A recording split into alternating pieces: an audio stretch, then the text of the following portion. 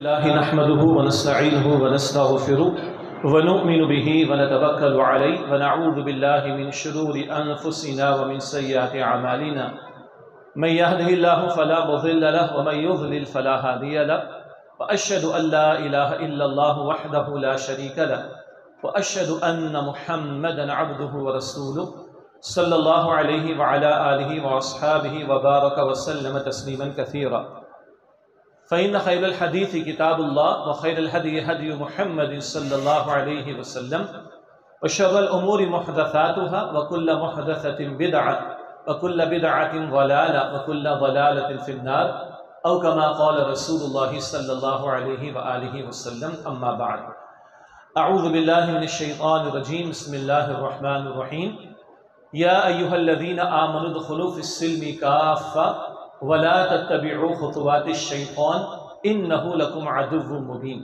وقال الله تبارك وتعالى هو الذي أرسل رسوله بالهدى ودين الحق ليظهره على الدين كله وكفى بالله شهيدا وقال الله تبارك وتعالى يا أيها الذين آمنوا اتقوا الله وذروا ما بقي من الربا إن كنتم مؤمنين فإن لم تفعلوا فأذنوا بحرب من الله ورسوله صدق اللہ العظیم اللہم صلی علی محمد وعلی آل محمد وبارک وسلم رب اشرح لی صدری ویسر لی امری واحلل عقدۃ من لسانی یفقہوا قولی واجعل لی وزیرا من اہلی آمین یا رب العالمین۔ سب سے پہلے میں اللہ تعالیٰ کا شکر ادا کرتا ہوں، اس کے فضل اور توفیق سے آپ ساتھیوں سے ملاقات کا موقع میسر آیا ہے، اور اس کے بعد میں تنظیم اسلامی کے رفقاء کی طرف سے اور اپنی جانب سے آپ تمام ساتھیوں کا شکریہ ادا کرتا ہوں کہ آپ نے ہماری اس وقت کی آج کی دعوت قبول فرمائی ہے، اور ماشاءاللہ میں دیکھ رہا ہوں کہ اس میرج ہال میں جتنی جگہ ہے وہ مکمل ہو چکی ہے۔ یہ آپ کی دین سے محبت اور اللہ سبحانہ و تعالیٰ نے جو ذمہ داری دین کی ہم پر ڈالی ہے اس کے احساس کا اظہار ہے۔ اللہ تعالیٰ آپ سب کا ہم سب کا جمع ہونا اپنی بارگاہ میں قبول فرمائے۔ لاہور سے جی ٹی روڈ سے کبھی گجرانوالہ اور آگے ایک دو مرتبہ جانے کا اتفاق رہا ہے، تو راستے میں بہت سارے کے آتے ہیں نا، تو مرید کے اور سادھو کے اور دراج کے اور آپ کا کاموں کے، تو یہاں ایک مرتبہ کچھ دیر کے لیے کچھ سالوں پہلے رکنے کا موقع ملا تھا، لیکن آج الحمدللہ آپ کے اس شہر میں اس علاقے میں پہلی مرتبہ مجھے یہاں پر گفتگو کا موقع ملا ہے۔ اللہ تعالی ہم سب کو خیر کی بات اخلاص سے بیان کرنے کی اور سمجھنے کی اور عمل کے ارادے سے یہاں سے اٹھنے کی توفیق عطا فرمائے۔ موضوع معروف بھی ہے، بڑا بھی ہے، اور اس وقت کے حالات سے بھی بہت زیادہ جڑا ہوا ہے۔ استحکام پاکستان اور نفاذ دین اسلام۔ پاکستان 75 برس کی تاریخ ہے، اس کو قائم ہونے کے اعتبار سے کہہ رہا ہوں، ورنہ تو محنت اس سے پہلے کی تھی۔ اور اب ہم دیکھیں تو دنیا میں بہت سے ملک موجود ہیں، ان کی کوئی نہ کوئی وجود میں آنے کی خاص وجہ ہوتی ہے۔ جرمنی ایک ریس، ایک نسل کے لوگوں کا ملک ہے، ایک نسل والے ملک موجود ہیں۔ فرانس ایک فرانسیسی فرینچ زبان بولنے والوں کا ملک ہے، ایک زبان ہے، اس کے بولنے والے موجود ہیں، ایک ملک موجود ہے۔ چائنا ہے، مصر ہے، ایک ہزاروں برس پرانی تاریخ چلی آ رہی ہے، چائنا کی بھی مصر کی بھی، تو تاریخی اعتبار سے وہ موجود ہے۔ انڈونیشیا ہے، ملیشیا ہے، یہ جزیرے ہیں اور جزائر پر مشتمل یہ ملک ہیں، تو ان کا جغرافیہ ایک، تو ملک موجود۔ فرانس والوں کی زبان ایک، ملک موجود۔ جرمنی والوں کی نسل ایک، ملک موجود۔ چائنا مصر کی ہزاروں برس کی تاریخ چلے آ رہے، ملک موجود۔ کوئی تاریخی پس منظر ہوتا ہے، کوئی جغرافیائی کیفیت ہوتی ہے، کوئی نسل کا مشترک ہونے کا معاملہ ہوتا ہے، اور کوئی زبان کا مشترک ہونے کا معاملہ ہوتا ہے۔ ایک دل میں خیال آ رہا ہے، کبھی کوئی ملک دھمکی، دھوس، بدماشی کی بنیاد پر بھی بنتا ہے، جیسے کہ اسرائیل ہے، یہ بھی وجہ ہوتی ہے، بدماشی کی بنیاد پر یہود کا ملک وہ قائم ہے۔ لیکن پاکستان کے بارے میں یہ کوئی بات موجود نہیں۔ میں کراچی سے تعلق رکھتا ہوں، ایک بہت بڑی آبادی وہاں پر اردو بولنے والوں کی ہے، سمجھنے والے تو بھارت اور بولنے والے پورے پاکستان میں، لیکن خاص علاقہ اسی طرح آپ ساتھی ہیں اکثر پنجابی بولتے ہیں، الحمدللہ، ٹھیک ہے، ہم سب بھائی ہیں آپس میں، زبانیں الگ ہیں۔ اسی طرح خیبر پختونخوا کے ساتھی ہوں گے، ان کی پشتو زبان ہے۔ اندرون سندھ میں چلے جائیں تو سندھی بھی ہے، پنجاب میں تھوڑا آگے جائیں تو سرائیکی زبان بھی ہے، گنتے چلے جائیے بہت ساری اور بھی زبان۔ تو ہماری زبانیں الگ الگ، ہماری پیچھے نسلیں اور برادریاں بھی الگ الگ ہیں۔ ہمارے اگر ڈریس کوڈ دیکھیں، لباس کے اطوار مختلف لگیں گے۔ 1971 میں تو ملک کے 2 حصے ہو گئے، مگر اس سے پہلے تو مشترکہ پاکستان تھا، جس میں سے بنگلہ دیش پھر الگ ہو گیا۔ اگر ایک پشتو عورت ایک بنگالی عورت کے لباس کو دیکھے گی تو کیا کہے گی؟ اس نے تو لباس پہنے ہی نہیں، یا اس نے کم لباس پہنا ہے۔ اور اب بنگالی کی کیا بات کرے، سب جو حشر نشر ہو رہا ہے ہمارے ہاں، کیا حال ہے یونیورسٹیز کے اندر، کالجز کے اندر، لباس کم سے کم کا معاملہ، وہ ایک الگ بحث ہے، اس پر الگ سے کلام ہونا چاہیے۔ لیکن ہمارے ہاں ڈریس کوڈ الگ، زبان الگ، نسلیں الگ، خطے الگ۔ کہیں کراچی والوں کے پاس سمندر، درمیان میں میدانی علاقے، اوپر پہاڑی علاقے وغیرہ وغیرہ، کہیں جنگلات، کہیں کھلے میدان، کہیں صحرا۔ ہمارے جغرافیائی اعتبار سے بھی خطے الگ، زبانیں الگ، نسلیں الگ، برادریاں الگ، ہمارے ڈریس کوڈ الگ۔ اور 1940 میں پیش کی جانے والی قرارداد کا نام قرارداد لاہور تھا۔ پاکستان تو بعد میں تجویز ہوا ہے، تو کوئی تاریخی عمل بھی پیچھے نہیں کہ کوئی ملک کبھی صدیوں پہلے رہا ہو دوبارہ ریوائیو ہو گیا ہو، نہیں۔ تو یہ خاص وہ ملک ہے جو ان مشترکات کی بنیاد پر نہیں بنا، یہ بنا ہے تو کلمے کی بنیاد پر۔ ہمارے باپ دادا ہندوستان سے آئے، مودی کا جو گجرات ہے، وہاں کے سورت کے قریب ایک علاقہ، مشہور علاقہ ہے، شیخ احمد دیدار صاحب کو جو لوگ جانتے ہیں، ڈاکٹر ذاکر نائک صاحب کے اساتذہ میں سے، وہ سورت کے علاقے کے تھے۔ تو بہرحال ہمارے باپ دادا وہاں سے آئے، زمینیں چھوڑ کر آئے، بلڈنگیں چھوڑ کر آئے، رہائش گاہیں چھوڑ کر آئے، رشتہ داروں کو چھوڑ کر آئے، کہے کو آئے؟ ایک خطہ لینے جا رہے ہیں اللہ تجھ سے، جہاں تیری کتاب اور تیرے نبی علیہ السلام کی تعلیم کے مطابق نظام کو لے کر آئیں۔ آج ہی بچہ اسکول سے پڑھ کر تو یہی آتا ہے، پاکستان کا مطلب کیا؟ لا الہ الا اللہ۔ اس کلمے میں جان تھی، ہے، رہے گی۔ ہم کمزور پڑھ سکتے ہیں، پڑھ گئے، مگر اس کلمے نے زبان نہیں، نسل نہیں، رنگ نہیں، خطہ نہیں، برادری نہیں، کوئی تاریخی عوامل میں سے عمل نہیں یا عامل نہیں، بلکہ اس کلمے نے یہ جان ہم میں ڈالی کہ ان ساری باتوں سے بالاتر ہو کر اس خطے کو ہم نے حاصل کرنے کی کوشش کی تھی۔ یہ ہے اصولی بات، باقی اس کی تفصیل میں جانے کا موقع نہیں۔ استحکام پاکستان، بانی تنظیم اسلامی استاد محترم ڈاکٹر اسرار صاحب رحمۃ اللہ علیہ کے بہت خوبصورت مضامین ہیں اور کتابی شکل میں موجود، اس پر ان کے بیانات بھی موجود ہیں، تفصیل سے یہ باتیں وہاں پر آپ کو مل جائیں گی انشاءاللہ۔ لیکن میں نے کہا کہ یہ اصولی بات ہے، فکری لحاظ سے یہی معاملہ، اصولی لحاظ سے یہی معاملہ ہے، عملاً کچھ اور ہے۔ آج سے کچھ برس پہلے بڑا خوبصورت ایک میسج چلا کہ آج 75 برس کے، اس وقت 70 برس کہا ہوگا، 70 برس پہلے ایک قوم تھی، اس کو ایک ملک کی تلاش تھی۔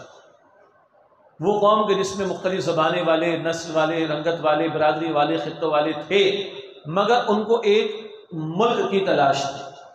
آج ایک ملک تو ہے، آدھا تو چلا گیا لیکن بقیہ بچا ہے۔ آج ایک ملک ہے، اس کو ایک قوم کی تلاش۔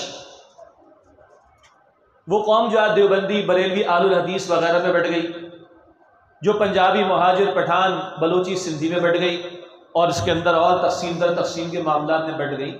ان بنیادی طور پر جو زبانوں کا فرق ہے، برادریوں کا فرق ہے، قرآن حکیم نے اس کا ذکر فرمایا ہے، اِنَّا خَلَقْنَاكُم مِّن ذَكَرٍ وَأُنثَىٰ وَجَعَلْنَاكُمْ شُعُوبًا وَقَبَائِلَ لِتَعَارَفُوا۔ اے انسان، ہم نے تمہیں پیدا کیا، ایک آدم اور حوا، ایک مرد اور ایک عورت سے، اور تمہیں کنبے قبیلوں میں تقسیم کیا ہے۔ تمہارے کنبے ہیں، قبیلے ہیں، تشریح کروں تو برادریاں ہیں، نسلیں ہیں، خطے ہیں، زبانیں ہیں، لیکن لِتَعَارَفُوا، ایک دوسرے کا تعارف حاصل کرنے کے لیے، تعصب کے لیے تو نہیں۔ مگر ہم نے تعصب برتے تو آج ایک ملک ہے جسے قوم کی تلاش ہے، وہ قوم جو کلمے کی بنیاد پر ایک تھی۔ یہ اس پاکستان کا جینیسس ہے۔ یہ ملک بنا ہے تو اس بنیاد پر بنا ہے۔ اسرائیل کا میں نے جان بوجھ کر ذکر بھی کیا، یا کرنا چاہوں گا مزید، یعنی شعوری طور پر کرنا چاہوں گا، وہ دھونس، دھمکی، بدماشی کی بنیاد پر بنا۔ اگر عالم عیسائیت کے لوگوں کی سرپرستی اسرائیل کو حاصل نہ ہو تو یہ قائم نہیں رہ سکتا۔ لیکن وہ اقبال نے کہا فرنگ کی رگے جاں پنجائے یہود میں ہے، اس یہود نے ان کو جکڑ کے رکھا مالیاتی دیگر اعتبارات سے، اور بہرحال ان کی پشت پناہی اسرائیل کو حاصل ہے۔ وہ بنا دھونس دھمکی بدماشی کی بنیاد پر، جب تک پیچھے اس کے سر پر ہاتھ موجود ہے عالم مسیحیت کا، یہ ملک موجود رہے گا اسرائیل۔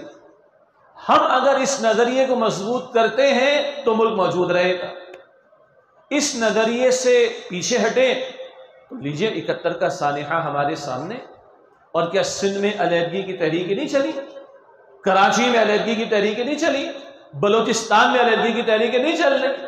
اگر نظریے کو مضبوط نہیں کریں گے تو پاکستان کے 20 ٹکڑے ہونے چاہیے، اگر 20 نسلیں ہیں، 20 زبانیں ہیں تو ان کے 20 خطے بن جانے چاہیے، سمپل سی بات ہے۔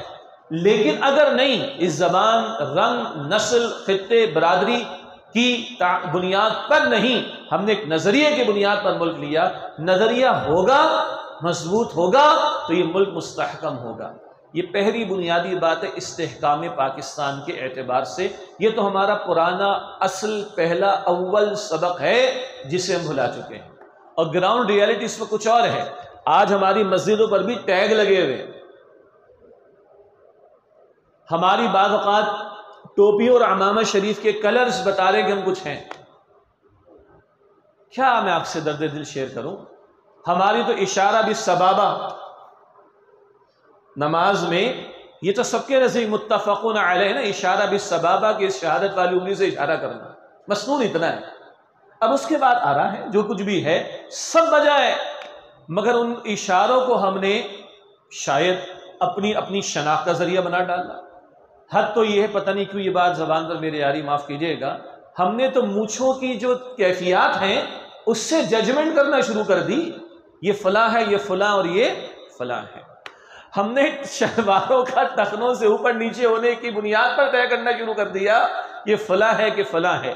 یہ تو ہے مذہبی کچھ طبقات کے مسائل اور معاملات، باقی جو برادریوں کے جھگڑے اور تعصبات کی دعوتیں ہیں، کیا اس سے ہم صرف نظر نگاہ چرا سکتے ہیں؟ یہ فیکٹ آن دی گراؤنڈ ہے۔ یہ تو ہے جو ہم نے اس نظریے کو چھوڑ کر آج اپنی تباہی کا سامان خود کیا ہے۔ اس پر آگے مزید اشارتاً بات ہو جائے گی۔ سردت استحکام پاکستان، آج جب میں آپ کے سامنے گزارشات رکھنا چاہ رہا ہوں درد دل سے، اور کیا کوئی نئی بات تو نہیں کروں گا میں آپ کے ساتھ، جو بیت رہا ہے اس کو ایک نگاہ سے دیکھنے کی ضرورت ہے، وہ نگاہ جو وحی کی تعلیم ہمیں عطا کرتی ہے، وہ نگاہ جو قرآن حکیم کی بصیرت ہمیں عطا کرتی ہے، اس پر آگے ہم کلام کریں گے۔ اس پاکستان کی کیفیات اس وقت کیا ہے؟ سیاسی سطح پر ہمارا بیڑا غرق، ہمارا جنازہ نکلا ہوا ہے۔ ہاں، ایک سیاسی محنت ہوئی تھی کبھی تو پاکستان ملا تھا، البتہ اس میں عوامی محنت، عوامی تحریک، عوام کی جانوں کی قربانیاں وہ ڈیسائیڈنگ فیکٹر تھا۔ ظاہری اسباب کے اعتبار سے فضل تو اللہ کا، تو ہم نے کچھ کوششیں کی تھی، کامیابیاں نہیں ملی۔ مثلا ہم نے کہا 1949 میں کہ قرارداد مقاصد ہم نے پاس کر دی، حاکمیت اس ملک میں اللہ کی ہوگی اور کوئی قانون سازی کتاب و سنت کے خلاف نہیں ہوگی۔ اس کو ہم کہتے ہیں قرارداد مقاصد 1949۔ بچے ہمارے آج بھی اسکولوں میں پڑھتے ہیں آبجیکٹو ریزولوشن 1949، ایک اچھی بات ہے۔ ہم نے کہا جی 1956 اور 62 کے آئین میں سود ختم ہونا چاہیے، بہت اچھی بات۔ ہم نے 73 کے آئین میں لکھ ڈالا 38F، آرٹیکل 38F میں کہ جلد از جلد حکومت سود کا خاتمہ کرے۔ کب لکھ ڈالا؟ 73 کے آئین میں۔ آئین میں کوئی شے ایسے نہیں آتی کہ رات کو جو ہے لاہور، کراچی، اسلام آباد میں کوئی بڑا جلسہ ہو جائے اور صبح وہ آئین میں آ جائے۔ اخبار میں آ سکتا ہے، آئین میں نہیں آتا۔ اس سے بڑی بحثوں کے بعد کوئی بات آئین میں آتی۔ جی اسلامی دفعات بھی ہم نے شامل کر دی، بہت اچھی بات ہے۔ ضیاء الحق صاحب نے اسلامی نظریاتی کونسل بھی بنا ڈالی، وہ سفارشات دے سکتی ہے، سفارشات بڑی قیمتی ہیں، اس کی کوئی شک نہیں، مگر وہ سفارشات دے سکتی ہے بس۔ وفاقی شرعی عدالت بنائی، بہت اچھی بات ہے 1949 کے اندر، اور 1981 میں معاف کیجیے گا، مگر جب بنائی گئی تو اس کے ہاتھ پیر باندھ دیے گئے، بقول ہمارے استاد ڈاکٹر سراج صاحب رحمۃ اللہ علیہ کے۔ وفاقی شرعی عدالت آئین کے معاملات میں بات نہیں کرے گی۔ آئین تمہارے ابا جان کی مقدس گائے ہے کیا کہ اگر اس میں کوئی خلاف شریعت بات ہو تو وفاقی شرعی عدالت بات نہ کرے؟ نہ، آئین کو نہیں چھیڑیں گے۔ معاشی معاملات پر کوئی بات نہیں ہوگی بشمول بینکنگ سسٹم. اور حد یہ ہے اہل علم کی مجلس میں حد یہ ہے گھریلو قوانین، آئلی قوانین جو ایک منکر حدیث کے دور کے بنے ہوئے ہیں، آج تک اس میں خلاف شریعت باتیں موجود ہیں. آج تک پوچھے علماء سے، مگر کوئی شنوا نہیں، اس کو ٹچ نہیں کرنا. وفاقی شرعی عدالت نے یہ پابندی لگا دی ضیاء الحق صاحب نے، اور 1991 میں آ کے 10 سال کی پابندیاں ختم ہوئی تھیں، تب پہلا فیصلہ آیا تھا ڈاکٹر جسٹس تنزیل الرحمان صاحب کی طرف سے 1991 کا، کہ یہ جو سود کا نظام ہمارے یہاں چل رہا ہے، بینکنگ سسٹم چل رہا ہے، یہ ربا ہے. یہ فیصلہ 91 میں کیوں آیا؟ 10 سال تک پابندیاں لگا دی گئی تھی. تو سیاسی سطح پر کچھ کامیابی بھی کچھ اگر ملی بھی ہیں، تو اس کے ساتھ منافقانہ طرز عمل بھی ہے. جس آئین میں اللہ کی حاکمیت لکھی ہوئی ہے، ایک بڑے جج صاحب نے کہا لکھی ہوئی ہے بھائی سر آنکھوں پر، لیکن بہت کچھ اور بھی لکھا ہوا ہے، یہ بھی لکھا ہوا ہے. یہ کوئی بالا تر بات نہیں، انگلش میں کہیں گے سپر میزی نہیں کہ یہ اوپر باقی نیچے، جبکہ مطلوب ہے کہ یہ اوپر ہو بقیہ نیچے ہو. نہ نہ نہ نہ. ایک ورڈک میں جسٹس نسیم حسن شاہ نے کہا وہ بھی لکھا ہوا ہے، باقی سب بھی لکھا. منافقت اور کچھ چور دروازے بھی اس میں موجود ہیں. اور جس کو ہم کہتے ہیں وفاقی شرعی عدالت، اس کے ججز کی حالت بڑی پتلی ہوتی ہے، حیثیت کم ہوتی ہے ہائی کورٹ اور سپریم کورٹ کے ججز کے مقابلے میں. بہرحال یہ میں اس لیے کہا کہ کچھ مثبت پہلو بھی سامنے رہیں، مگر 75 برس بعد کھڑے کے در ہیں. یہ جو سارا میوزیکل چیئر چلتا رہا، آرمی والے اور سول گورنمنٹ والے، آدھا حصہ انہوں نے گزارا، آدھا حصہ انہوں نے گزارا. دین کہاں کھڑا ہے آج؟ دین کا نفاذ کدھر ہے؟ وہ دین جو بڑی شان سے نکلا تھا وطن سے، پردیس میں وہ آج غریب الغربا ہے. 3 سمپل مثالیں لے لیں. سیاست کے میدان میں ایک سانس میں 33 بل تو پاس ہو سکتے ہیں ہماری عدالت کے، ہماری پارلیمنٹ میں، مگر خلاف شریعت قوانین کے لیے بات کرنے کو بھی تیار نہیں. یہ جو ٹرانسجینڈر والا ایکٹ تو موجود ہے 2018 کا، ایک بس وہ جماعت اسلامی کی سینیٹر مشتاق صاحب اللہ ان کو جزائے خیر دے، انہوں نے کچھ آواز بلند کی، 1-2 لوگوں نے آواز بلند کی. بل تو پہلے سے موجود ہے بھائی، اور ساری سیاسی، دینی نہیں، ساری سیاسی جماعتیں سب متفق تھیں اس پر. کیا تحریک انصاف، نوٹ کر لیجئے گا بھائی، کیا پیپلز پارٹی، کیا نون لیگ، کیا MQM، سب کے سب متفق، اور اس میں خلاف شریعت باتیں موجود ہیں. اس میں کسی عالم دین کا کوئی اختلاف نہیں. یہ جو ایکٹ موجود ہے 2018 کا پاس شدہ، اس میں خلاف شریعت باتیں موجود ہیں. ذرا تفصیل پڑھیں گے تو نظر آئے گا کہ ہم جنس پرستی کا راستہ کھولا جا رہا ہے، اور اس سے آگے کی باتیں چھوڑ دیجیے. اس سے ہمارا خاندانی نظام تباہ ہو رہا ہے، ہوگا. شریعت کے وراثت کے احکامات کی دھجیاں بکھیری جائیں گی. پبلک پلیسز پر اب بھی جو ہماری اقدار ہیں کہ عورتوں کا معاملہ علیحدہ، مردوں کا معاملہ علیحدہ، پبلک پلیسز میں بازار بھی کبھی آ جاتے ہیں، پارکس بھی آ جاتے ہیں، پبلک ٹوائلٹس بھی تو ہوتے ہیں. اب وہ اپنی جنس بدل کے وہ ادھر سے ادھر آ رہا ہوگا، ادھر سے ادھر آ رہا ہوگا، اقدار کا بیڑا غرق ہونا اس کے اندر. اس پر تو سب متفق کہ یہ پاس ہو جائے، اور اس میں ترمیم کروانے کے لیے سینیٹر مشتاق صاحب کو کہنا پڑ رہا بھائی سب لوگ آواز بلند کرو. یہ لوگ تو ماننے کو تیار نہیں. اور 33 بل پاس اگر کرنے تو ایک سانس میں ہو جائیں گے. اور شریعت کے خلاف جو قوانین موجود ہیں ان کے خاتمے کے لیے بات کرنے کا بھی ان کے پاس وقت نہیں ہے. اور ذرا کوئی شریعت کے خلاف قانون مغرب کی دجالی تہذیب کے پروردہ لوگوں کی خواہش پر آنے لگے تو سارے جمع ہو جاتے ہیں. 2 اور مثالیں لے لیں. ایک آیا تھا گھریلو تشدد کی روک تھام کا بل، پارلیمنٹ میں آ گیا، اور یہ ساری پارٹی، بس ایک ہی دفعہ میں نے نام لیا، دینی ہٹا دیں، بقیہ سیاسی جماعتیں سب متفق، اور اس میں بھی خلاف شریعت باتیں تھی. تمام علماء نے فرمایا تھا کہ غلط ہے، اس میں بہت ساری باتیں. گھریلو تشدد روکنا چاہیے، عورتوں کے حقوق ادا ہونے چاہیے. بلکہ پچھلے بل کے بارے میں کہہ دوں، جن کو ہم خواجہ سرا کہتے ہیں، مخنث جنہیں کہا جاتا ہے، بھائی یہ بھی انسان ہے، اور ہماری فقہی کتابوں میں ان کے مسائل موجود ہیں، یہ مسلمان بھی ہیں بھائی، تو ان کے حقوق ملنے چاہیے، کوئی مسئلہ نہیں ہے۔ جس طرح ڈسیبل لوگوں کے لیے اور کیٹیگریز کے لوگوں کے لیے خاص قوانین ہوتے ہیں، تعلیم کے اعتبار سے کوٹا ہوتا ہے، تعلیم کے اعتبار سے اور معاملات اور جابس کے اعتبار سے کوئی مسئلہ نہیں، ان حقوق پر تو کسی کو کوئی مسئلہ نہیں، مگر نام لیا جائے مخنث کا یا خواجہ سرا کا، انگلش میں انٹر سیکس کہا جائے گا، نام ان کا لے کر ہم جنس پرستی کا راستہ کھولا جا رہا، یہ خطرناک مسئلہ ہے۔ بھارت گھریلو تشدد کی روک تھام کا بل، نام بڑا خوبصورت تھا، لیکن بل میں غیر اسلامی باتیں بھی تھیں، ساری یہ پارٹیاں متفق تھیں پاس ہونا چاہیے، اور اس میں خلاف شریعت باتیں ایسی بھی تھیں کہ جس کا نتیجہ یہ نکلنا ہے کہ آپ کی میری فیملی لائف، آپ کا میرا معاشرتی خاندانی نظام برباد ہونا تھا۔ آج بیٹا 50 سال کا اور باپ 70 سال کا ہو، اگر باپ ڈانٹ بھی دیتا ہے تو 50 سال کا بیٹا جس کے اپنے بھی بچے ہوں وہ اکثر خاموشی رہتے ہیں، دو چار ناہنجار ہو تو بات الگ ہے، مگر وہ تو 18 سال والے وہ کہہ رہے ہیں۔ مغرب میں تو 911 کو فون کیا جاتا ہے، آپ لوگوں کو پتا ہوگا نا، کہ اگر 18 سال والے بیٹے کو تم نے نکاح بھی دکھائی تو وہ فوراً پولیس کو بلائے گا۔ اس طرح کی حرکتیں اس میں آ رہی تھی۔ یہ ساری سیاسی جماعتیں متفق تھیں، دینی حلقوں کی طرف سے بلند آواز اٹھی تو رک گئے، ورنہ تیار بیٹھے ہوتے خلاف شریعت قوانین پاس کرنے کے لیے۔ یہ تو تھی قومی اسمبلی۔ صوبائی اسمبلی سندھ کی، یاد ہوگا اہل علم مجلس میں ہے، کہنے لگے کہ 18 سال سے کم عمر کا لڑکا یا لڑکی جو غیر مسلم ہو، ہندو عیسائی وغیرہ، 18 سال سے کم کا ہے اور اگر وہ اسلام قبول کرے گا تو ہم اس کا اسلام قبول نہیں کریں گے، 18 کے بعد مانیں گے۔ اور صوبائی اسمبلی سندھ کی حکومت میں تو میجورٹی اس طبقے کی ہے یا مکتب فکر کی یا فرقے کی کہ جو سیدنا علی کا نام بہت زیادہ آگے بڑھ کر لیتے ہیں، اور سیدنا علی تو ہمارے بھی رضی اللہ عنہ، وہ کبھی مان لائے تھے؟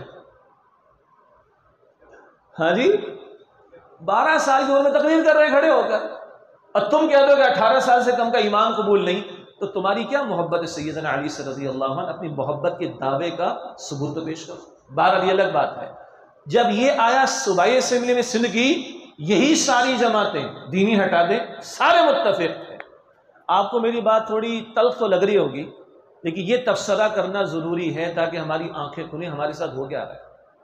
یہ الیکشن کے گورکھ دھندوں کے نام پر جن کو اوپر لا کے بٹھایا جا رہا ہے، وہ کر گیا رہے اس قوم کے ساتھ، اور یہ بھی سیاسی میدان کی بات کر رہا ہوں میں آپ کے ساتھ۔ تو سندھ اسمبلی بل آ گیا، تیار تھے سارے۔ وہ شکر ہے کہ سراج الحق صاحب نے ہمیں بتایا، کسی نے، مصدقہ بات ہے، زرداری صاحب کو فون کیا کہ یہ حرکت نہ کرواؤ، ورنہ پھر اس پر ری ایکشن آئے گا۔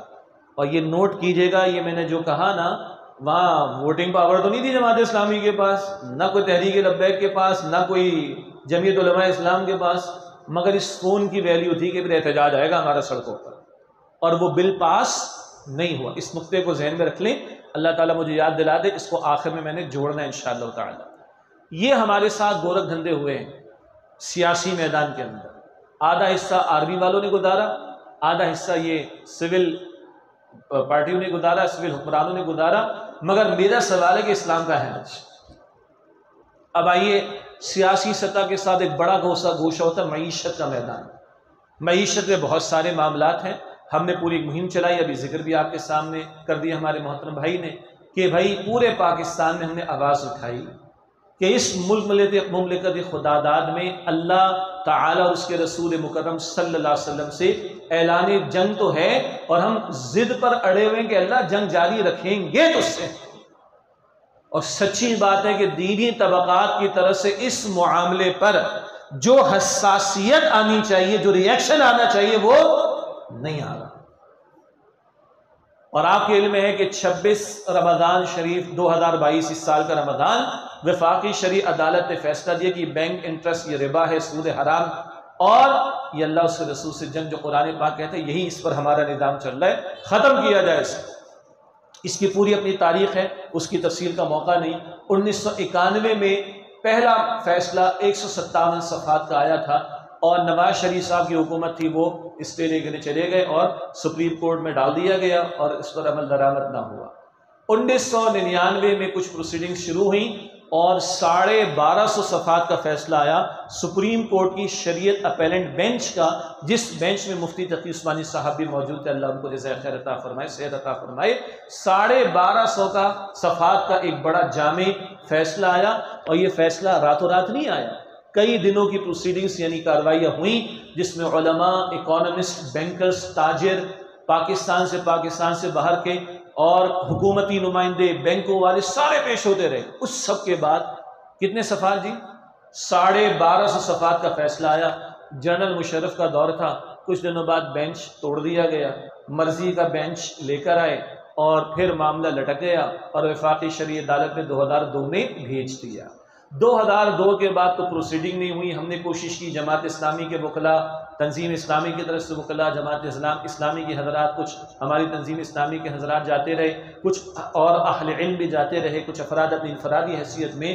پھر یہ 2013 سے کوئی پروسیڈنگز شروع ہوئیں، بینچ بنتا، ٹوٹ جاتا، پروسیڈنگ ہوتی نہ ہوتی۔ جن کو عدالتوں کے دھکے کھانے کا موقع ملا ان کا اندازہ ہوگا جی۔ اور وفاقی شرعی عدالت تو ویسے ہی سوتیلی ہے، تو اس میں اور دھکے کھانے پڑتے ہیں۔ اب 20 سال کے بعد یہ 2022 کا فیصلہ آیا، 319 صفحات، اور پچھلے دونوں فیصلوں کو برقرار رکھا کہ بالکل صحیح۔ پچھلا فیصلہ 1991 کا وفاقی شرعی عدالت کا، فیڈرل شریعت کورٹ کا، 1999 کا سپریم کورٹ کی شریعت اپیلنٹ بینچ کا، اور اب یہ 319 صفحات کا فیصلہ آیا، اور سارے مباحث کے سود ہے کیا؟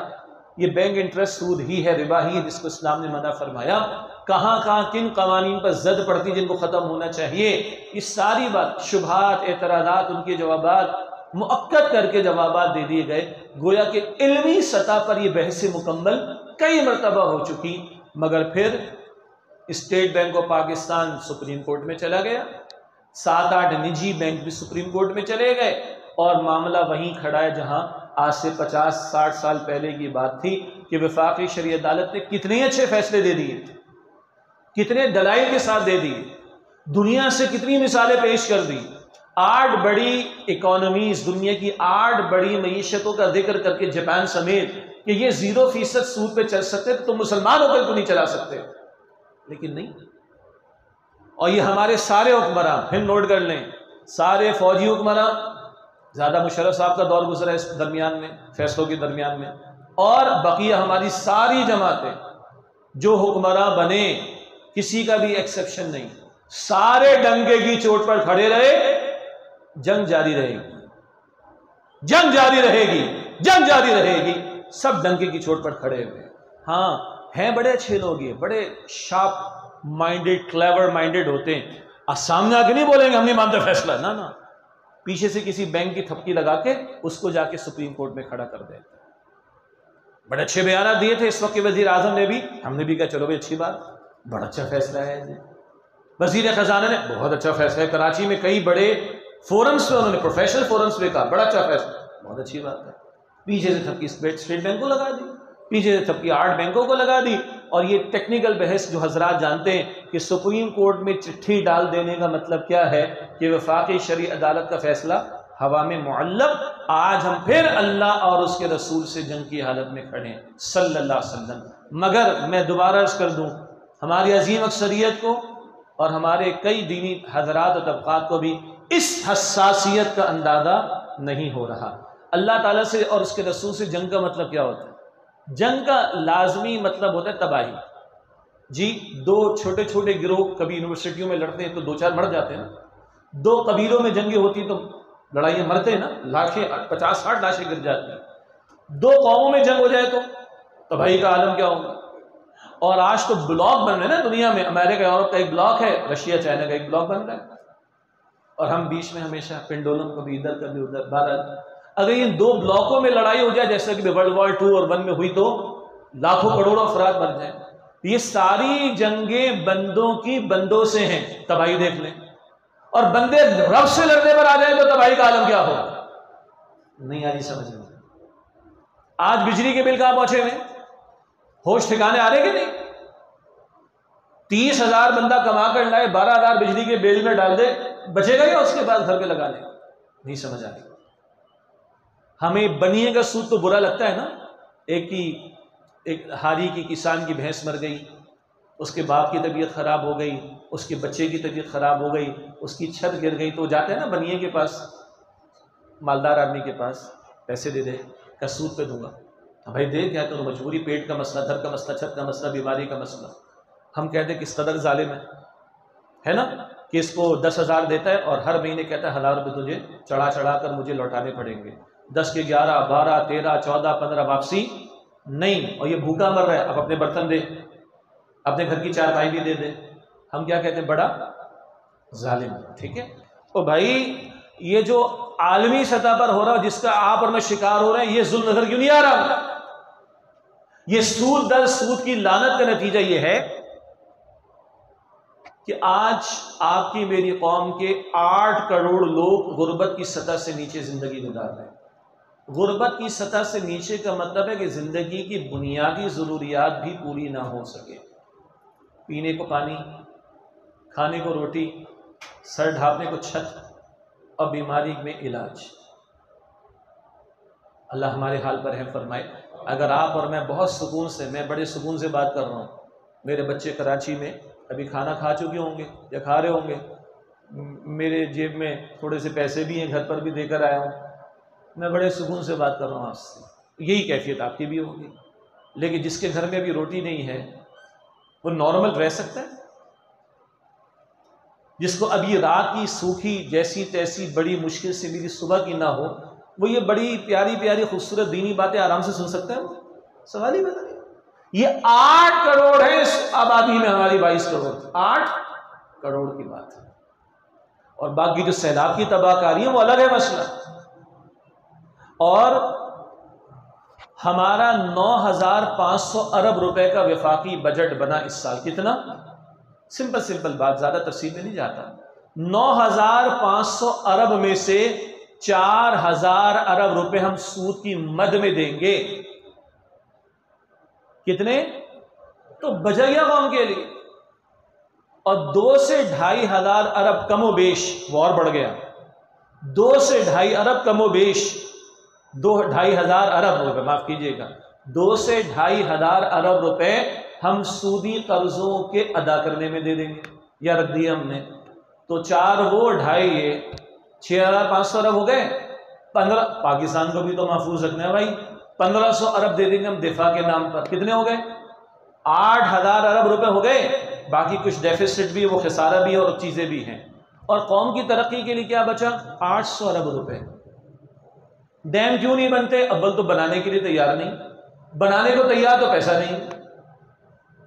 800 ارب روپے ترقی کے لیے، 157 ارب روپے تعلیم کے لیے، 56 ارب روپے صحت کے لیے رکھے، ہے ہی نہیں ہمارے پاس، جبکہ 6,500 ارب روپے ہم سود اور سودی قرضوں میں ادا کریں گے۔ یہ تباہی۔ اچھا، وہ جو بنیا ہمیں ظالم لگ رہا ہے کہ اس کے کپڑے بھی اتروا رہا ہے، اس کے گھر کے برتن بھی نکلوا رہا ہے، ایسا ہی ہے نا؟ اور اگر اسی کسان حالی کا بچہ اچھے کپڑے یا اچھے جوتے پہنتے ہوئے دیکھ لے گا یہ بنیا، تو کیا کرے گا؟ ہاں لائن حاصل کرے گا نا، تیرے پاس پیسہ کہاں سے، میرا لوٹا پہلے، اور لوٹائے گا سود، اصل تو پتہ نہیں کب لوٹا سکے گا۔ اب آئیے IMF جیسے ادارے بنیے، ہمارے کچھ حکمرانوں نے الل تللو میں بھی پیسہ برباد کیا، ان کا بھی گریبان پکڑنے کی ضرورت ہے، ان سے بھی نکلوانے کی ضرورت ہے، کوئی شک نہیں۔ البتہ ہم بھگت تو رہے نا، تو ہم نے اسٹیٹ بینک کو بھی، پچھلے جانے والوں نے اسٹیٹ بینک کو آزاد کر دیا، بالکل۔ اسٹیٹ بینک کے عہدے داروں کے بارے میں آپ کسی عدالت میں نہیں جا سکتے، بھائی وہ آزاد ہیں، جو چاہے فیصلے کریں جی، تو وہ کس کی مرضی کے فیصلے کریں گے؟ پاکستان کے مفاد کے حوالے سے؟ ارے جن کے ٹکڑوں پہ پلیں گے ان کی مرضی کے فیصلے کریں گے، اور ہمارے پچھلے جانے والوں نے طے کر دیا، آنے والے بھگت بھی رہے اور مزید اس میں اور آگے 2 ہاتھ بڑھ رہے ہیں۔ سارے خوش تھے نا کہ IMF کی قسط مل گئی، ہمارے آرمی چیف نے کہا جی ہماری کوششیں رنگ لائیں، واہ واہ واہ، جانے والے عمران خان کی ٹیم نے کہا ہماری کوششیں دیں، آنے والوں نے کہا اتحادیوں نے ہماری کوششیں، سارے خوش تھے کہ نہیں؟ آپ مجھے دل پہ ہاتھ رکھ کے بتائیے، ہم لوگ خوشی میں ہیں اس وقت؟ تو یہ کس بات کی خوشیاں منا رہے ہیں؟ کس بات کی خوشیاں منا رہے ہیں؟ یہ سارے کے سارے ہم نے کر کے دکھایا. کیا کر کے دکھایا؟ ارے قوم کے لوگوں تمہیں اور غلام بنا کر دکھا دیا ہم نے, اور پسنے کے لیے تیار کر کے دکھا دیا, اور مرنے کے لیے تیار کر کے دکھا دیا. آپ کے شہر میں بھی کہیں سگنل تو آتا ہوگا نا دائیں بائیں, کراچی میں بھی آتے ہیں, لاہور بھی آتے ہیں, آپ بھی گھومتے ہیں, یعنی سڑکوں پر جاتے ہیں. چھوٹے بچے اور بچیاں بھیک مانگتے ہیں. کیا یہ آپ کے میرے بچوں اور بچیوں کی طرح نہیں ہے؟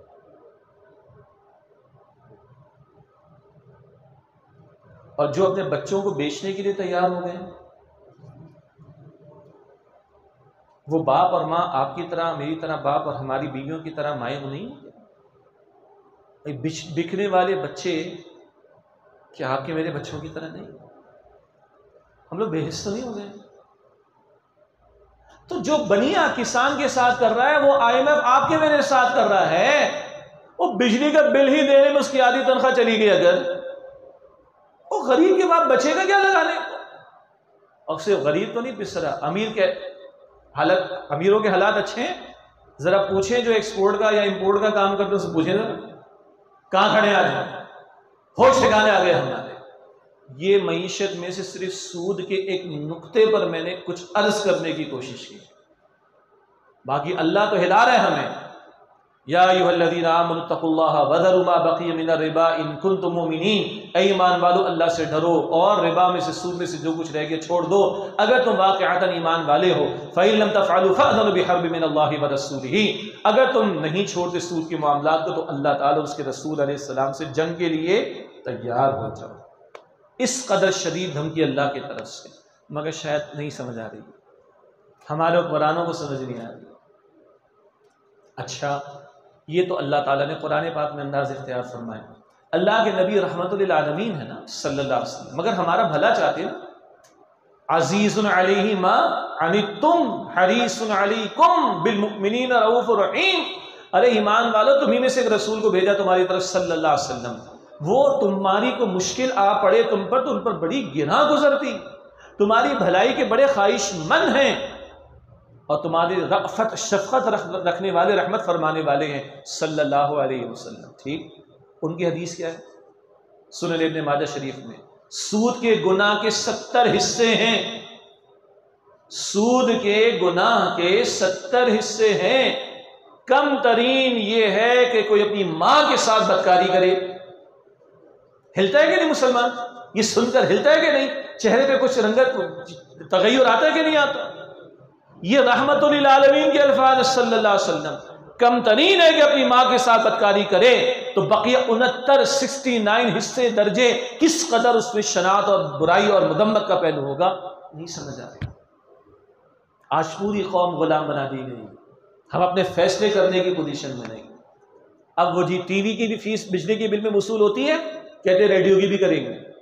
اور ابھی کیونکہ میں کراچی رہتا ہوں تو سندھ گورنمنٹ نے کہا وہ جو KMC کراچی میٹروپولیٹن کارپوریشن جو علاقائی وہ بلدیاتی نظام کو چلاتے ہیں, وہ ان کے کچرا اٹھانے کی فیس بھی بجلی کے بل میں آئے گی. میں نے کہا تیار ہو, باہر ہوا چل رہی ہے, اس میں آکسیجن ہے, کل گورنمنٹ کہے گی, ہاں کہے گا IMF یہ بھی تو وصول کر رہے ہیں, اسی کی وجہ سے تو زندہ بھی ہے, چل بھی رہے بھائی, یہ بھی تو ان کو اویلیبل ہے نا, تمہارے خطے میں اویلیبل ہے, لگاؤ اس کا بھی ٹیکس. کیا کر لیں گے آپ پر؟ یہ ایک اس مسئلے کو دیکھ لیں. بات موضوع کیا ہے بھائی آج؟ استحکام, تو یہ مستحکم ہے پاکستان. سیاست کا تھوڑا, اب سیاست کے کیا کیا تذکرے, چلیں آگے چلیں. معیشت کا ایک ذکر کر دیا, معاشرت کا حال کیا ہے؟ معاشرت میں بہت سارے پہلو آ سکتے ہیں, ایک کوئی لے لیں, امام الانبیاء خاتم الانبیاء محمد مصطفیٰ احمد مجتبیٰ صلی اللہ علیہ وآلہ وسلم کے بارے میں فرمایا گیا کہ آپ علیہ السلام ایک کواری پردہ نشین لڑکی سے بھی زیادہ حیا کرنے والے تھے. ایک کواری پردہ کرنے والی لڑکی سے بھی زیادہ حیا فرماتے تھے اللہ کے پیغمبر صلی اللہ علیہ وسلم. اور فاطمہ بنت محمد صلی اللہ علیہ وسلم بی بی فاطمہ الزہرا کیا فرماتی ہیں؟ میرا جنازہ رات کی تاریکی میں اٹھانا. حالانکہ جب یہ خاتون کو اس جنازے کی ڈولی میں رکھ دیں گے تو پوشیدہ تو ہو گئی, اور فقہی مسئلے کے اعتبار سے ہمیں یہ بھی پتہ ہے عموم کے اعتبار سے کہ مرد کو اگر کفن دے تو کپڑے کے حصے کتنے ہیں؟ 3، عورت کو دے تو کتنے؟ 5۔ عورت اگر تجوید کے ساتھ پڑھیں گے تو عورت پڑھیں گے نا۔ عورت کسے کہتے ہیں؟ جسے پوشیدہ رکھا جائے۔ ستر جسم کا وہ حصہ جس کو ہر حال میں چھپانا لازم۔ تو مسئلے کے طور پر کیا بتاتے ہیں؟ مرد کا ستر عورت کیا ہے؟ یعنی وہ حصہ جس کو پوشیدہ رکھنا۔ تو عورت تو کہتے ہی اسے جسے پوشیدہ رکھا جائے۔ اور فاطمہ الزہرا رضی اللہ تعالی عنہا فرماتی ہیں میرا جنازہ رات کی تاریکی میں اٹھانا۔ جی کبھی حیا فاطمہ الزہرا کی ہوتی ہے تو تب حسن اور حسین پیدا ہوتے رضی اللہ عنہ۔ اور آج ہم اگر اجتماعی سطح پر دیکھیں تو 14 اگست سرکاری تقریب منائی گئی، اور اس سرکاری تقریب کو دنیا بھر میں دکھایا گیا، اور ہمارے اتحادی حکمرانی کرنے والے سارے کے سارے موجود تھے۔ ایک صاحب کے بارے میں تفصیل کا علم نہیں تو میں کچھ نہیں کہہ رہا، کس جماعت کے ہیں، کس کیفیت والے، وہ بھی نہیں کہتا، عموم کی بات کر رہا ہوں۔ تو پوری دنیا کو ہم نے دکھایا بھانڈ، شاید بزرگ تو سمجھ جائے لفظ، میراثی، گویے، ناچنے کودنے والے۔ اب تو یہ بزرگوں کے یاد رکھنے کی بات ہے، ہم نے تو آنکھ کھولی تو ہمیں کچھ پتہ ہے کہ ان لوگوں کو کیسا سمجھا جاتا تھا۔ وہ شادی بیاہ کے موقع پہ بھانڈ میراثی آتے تھے، چلو اس کو خیرات دے دو فارغ کرو، یہ تھا نا۔ آج یہی بھانڈ اور میراثی گویے آج یہ قوم کے ہیرو ہیں۔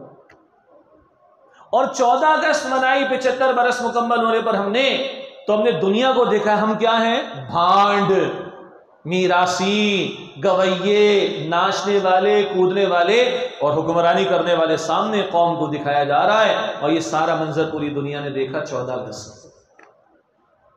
یہ تو حکمراں ہو گئے۔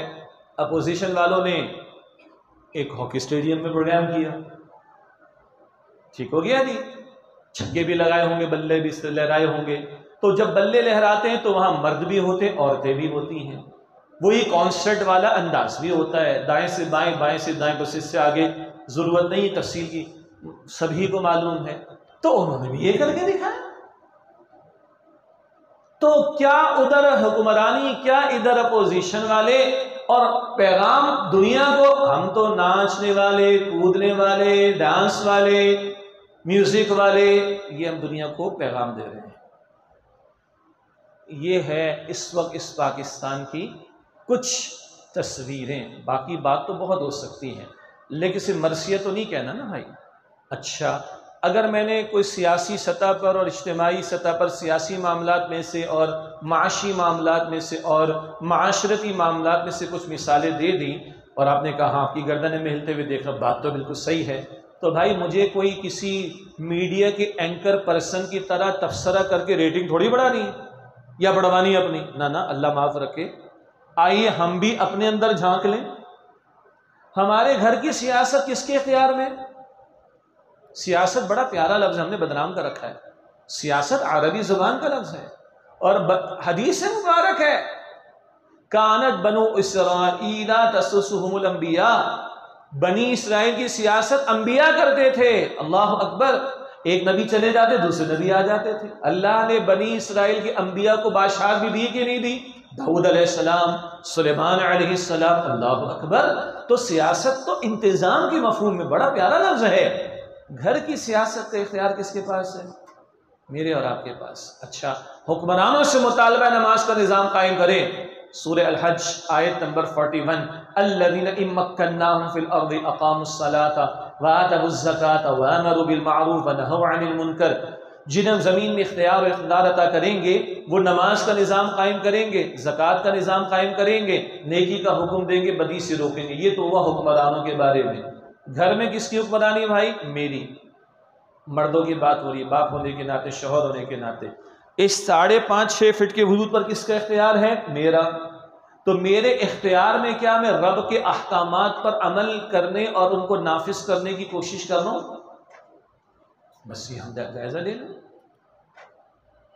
حکمرانوں سے صرف نماز ادا کرنے نہیں، نماز کا انتظام کرانے کا تقاضا ہے۔ آپ میں ادا کر رہے ہیں؟ 5 نمازیں 5 مقررہ اوقات پر فرض ہے، کیا خیال ہے؟ ادا کر رہے ہیں؟ تو اب توپوں کا رخ ہم اپنی طرف بھی کر لیں۔ بڑا آسان ہے، ایک انگلی کسی کی طرف اٹھانا، باقی کدھر ہے یہ دیکھنا بڑا مشکل ہے، اپنی طرف یہ مشکل ہے دیکھنا۔ تو ہم اپنی ذات اپنے گھر کو دیکھ لیں۔ ہمارے گھر میں اسکرین پر کیا چل رہا ہوتا ہے بھائی؟ اگر جائز چیزیں چل رہی بہت اچھی بات۔ ایک مفتی صاحب سے بہت بڑا دلچسپ جواب دیا، مفتی صاحب ٹی وی دیکھنا جائز ہے کہ ناجائز ہے؟ بڑا پیارا جواب دیا، بیٹا جو سامنے دیکھنا جائز ہے وہ اسکرین پر بھی دیکھنا جائز ہے، جو سامنے دیکھنا جائز نہیں وہ اسکرین پر بھی دیکھنا جائز نہیں۔ بہت پیارا جواب لگا مجھے۔ بے پردہ عورت کو سامنے دیکھ سکتے ہوں، نگاہ نیچے رکھ دیں، اسکرین پر بھی۔ ڈانس سامنے ہو رہا ہو دیکھنا جائز ہے اسکرین پر۔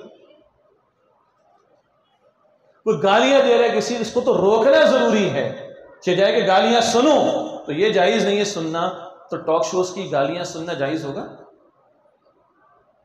کافی مثالیں، باقی سمجھدار ہیں آپ ماشاء اللہ۔ ہمارے گھر میں خوشی کا موقع تھا، شادی بیاہ کا، ہاں یہ واگا بارڈر کتنا دور ہے بھائی؟ زیادہ تو نہیں، ادھر بھی شادیاں ہوتی ہیں ادھر بھی شادیاں ہوتی ہیں، کیا فرق ہے؟ ایک فرق رہ گیا، ادھر جنتر منتر پڑھ کے پھونک دیتا ہوگا جوگی، ادھر ہمارے مولوی صاحب نکاح خواں نکاح پڑھاتے ہیں، آیات کی تلاوت کرتے ہیں اور دعا کرتے ہیں، اس کے بعد